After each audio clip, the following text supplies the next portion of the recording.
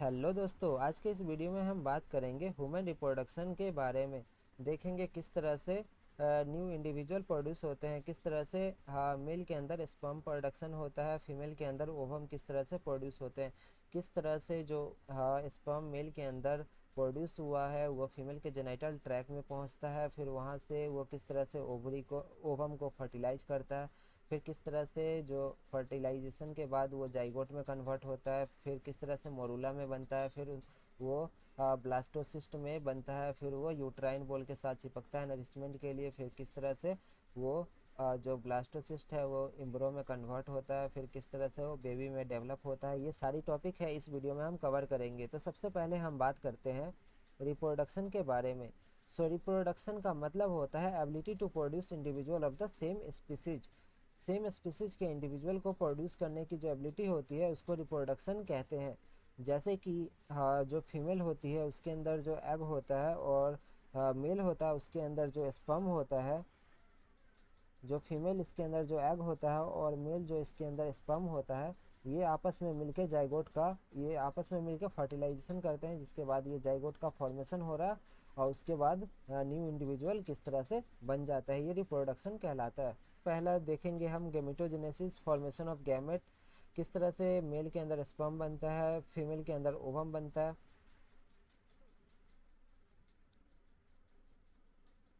देखेंगे किस तरह से गैमेट का फॉर्मेशन होता है, स्पर्म किस तरह से मेल के अंदर स्पर्म बनता है और ओवम फीमेल के अंदर किस तरह से ओवम बनता है, ये सारे हम जानेंगे। देखेंगे insemination, transfer of sperm into the female genital track में किस तरह से ट्रांसफर होता है स्पर्म का। फिर देखेंगे हम फर्टिलाइजेशन, किस तरह से जो मेल एंड फीमेल गैमेट है वो आपस में फर्टिलाइज करके जाइगोट का फॉर्मेशन करते हैं।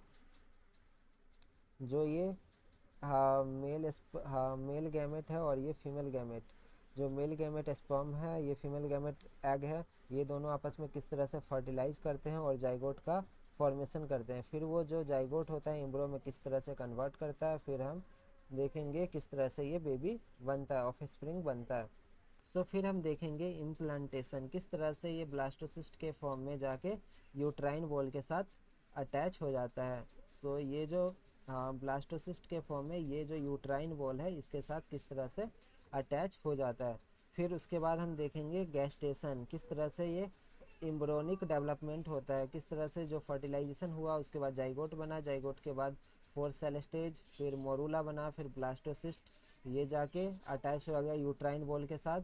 उसके बाद ये किस तरह से इम्ब्रो में फॉर्मेशन हुआ है, किस तरह से इम्ब्रो बन गया है। फिर हम देखेंगे पोर्चुरेशन, डिलीवरी ऑफ द बेबी। अब हम बात करते हैं मेल रिप्रोडक्टिव सिस्टम के बारे में।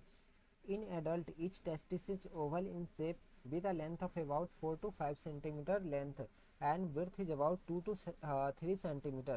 जो एडल्ट के अंदर दो टेस्टिस होते हैं, each testis oval in shape होता है, उसका जो शेप होता है ओवल होता है, और लेंथ की बात करते हैं 4 to 5 सेंटीमीटर लेंथ होता है, और विड्थ की बात करते हैं तो 2 से 3 सेंटीमीटर का विड्थ होता है। टेस्टिस के अंदर 250 कंपार्टमेंट हो सकते हैं टेस्टिकुलर लोब्यूल्स के। जो इस टेस्टिकुलर लोब्यूल्स होते हैं,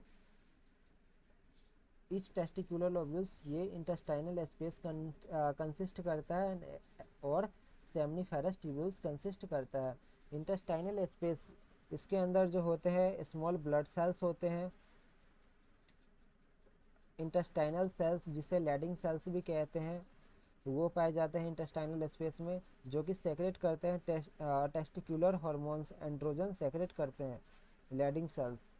और अदर इम्यूनोलॉजिकल कंपिटेंट सेल जिसे फैगोसाइटिक सेल्स पाए जाते हैं इंटेस्टाइनल स्पेस में। और सेमनीफेरस ट्यूब्यूल्स की बात करते हैं तो ईच जो टेस्टिकुलर लोब्यूल्स में, इस टेस्टिकुलर लोब्यूल्स में 1 से 3 सेमनीफेरस ट्यूब्यूल्स पाए जाते हैं। हाइलर जो होता है मेल जर्म सेल्स होते हैं और सर्टोली सेल्स होते हैं। मेल जर्म सेल्स स्पर्म का फॉर्मेशन करते हैं स्पर्मेटोगोनिया प्रोसेस के द्वारा, और जो सर्टोली सेल्स होते हैं ये नरिशमेंट प्रोवाइड करते हैं, ये न्यूट्रिशन प्रोवाइड करते हैं। ये जो सर्टोली सेल्स होते हैं ये न्यूट्रिशन प्रोवाइड करते हैं, जबकि मेल जर्म सेल्स होते हैं ये स्पर्मेटोगोनिया प्रोसेस के द्वारा स्पर्म का फॉर्मेशन करते हैं।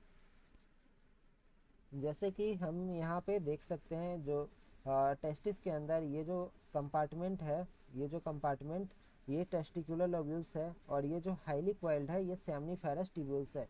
ये जो हाईली क्वाइल्ड 1 से 3 हो सकता है ईच टेस्टिकुलर लोब्यूल्स में सेमनीफेरस ट्यूब्यूल्स। इसके अंदर जो प्रेजेंट होती है ये मेल जर्म सेल्स प्रेजेंट होते हैं, सर्टोली सेल्स प्रेजेंट होते हैं। जो मेल जर्म सेल्स स्पर्म का फॉर्मेशन करते हैं, और जो सर्टोली सेल्स होते हैं ये न्यूट्रिशन प्रोवाइड करते हैं स्पर्म को। फिर उसके बाद जब यहाँ स्पर्म बन जाता है, उसके बाद रेड टेस्टिस से फिर वासा एफ्रेंसिया से होते हुए वास डिफेंस से ये बाहर निकल जाता है। So process of formation of sperm. अब हम देखते हैं किस तरह से स्पर्म का फॉर्मेशन होता है। So spermatogenesis in the seminiferous tubules but usually completed in epidermis. जो स्पर्माटोजेनेसिस प्रोसेस है, जो फॉर्मेशन ऑफ स्पर्म का फॉर्मेशन करने का जो प्रोसेस है वो सेमनीफेरस ट्यूब्यूल्स के अंदर ही स्टार्ट हो जाता है, बट जो कंप्लीट होता है एपिडर्मिस के अंदर कंप्लीट होता है। जैसे कि जो स्पर्माटोगोनिया है मिटोटिक डिफरेंशिएशन करके प्राइमरी स्पर्माटोसाइट बनाता है, जिसके अंदर फर्स्ट मिटोटिक डिवीजन होता है, और ये सेकेंडरी स्पर्माटोसाइट बनाता है। उसके बाद ये स्पर्माटिड्स में कन्वर्ट हो जाता है। फिर डिफरेंशिएशन प्रोसेस द्वारा स्पर्माटोजोआ स्पर्म का फॉर्मेशन करते हैं।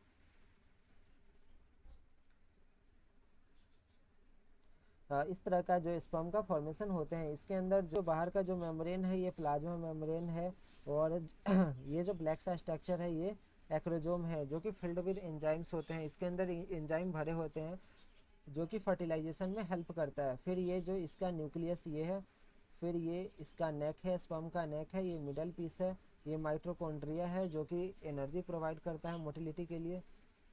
अब हम देखेंगे pathway of transport of sperm, किस तरह से स्पर्म का ट्रांसफर होता है।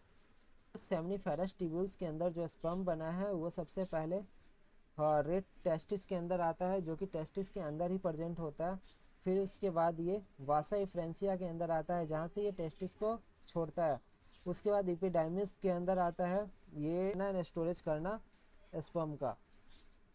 उसके बाद ये वास्ट डिफेंसेस के अंदर आता है, जहाँ से स्पर्म का ट्रांसपोर्ट होता है। ड्यूरिंग इजाकुलेशन के दौरान यहाँ से स्पर्म का ट्रांसपोर्ट होता है। फिर ये जो डिफरेंट ग्लैंड्स होते हैं, bulbo urethral gland, prostate gland, seminal vessels, ये प्रोड्यूस करते हैं फ्लूइड जिसके अंदर न्यूट्रिशन होता है, लुब्रिकेशन होता है, बफर पीएच के इजैक्यूलेटरी डक्ट में जाता है। फिर वहाँ से इजैक्यूलेटरी डक्ट से यूरेथ्रल मीटस के द्वारा ये शरीर से बाहर निकल जाता है। फिर सेमनीफेरस ट्यूब्यूल्स, इसके अंदर जो स्पर्म बना है वो वासा एफ्रेंसिया से रेड टेस्टिस से होते हुए ये जो जालीदार ये जो स्ट्रक्चर दिख रहा है ये रेड टेस्टिस है, इसके अंदर से होते हुए वासा एफ्रेंसिया में जाता है। फिर यहाँ से एपिडर्मिस में, एपिडर्मिस के अंदर से फिर वास्ट डिफेंसेस के अंदर जाता है। ये जो वास्ट डिफेंसेस है फिर यहाँ से इजैक्यूलेटरी डक्ट से होते हुए यूरेथ्रल मीटस के द्वारा शरीर से बाहर निकल जाता है। नेक्स्ट वीडियो में हम देखेंगे फीमेल रिप्रोडक्टिव सिस्टम के बारे में देखेंगे। फिर हम देखेंगे किस तरह से फर्टिलाइजेशन होता है, फिर पोर्चुलेशन किस तरह से होता है, लैक्टेशन किस तरह से होता है, ये सारे हम नेक्स्ट वीडियो में डिस्कस करेंगे। ठीक है दोस्तों, अगर आपको वीडियो अच्छी लगे तो वीडियो को लाइक करें, चैनल को अभी तक सब्सक्राइब नहीं किया तो चैनल को सब्सक्राइब कर ले, क्योंकि इस चैनल पर इस तरह की वीडियो आपको समय समय पर मिलती रहेगी। धन्यवाद।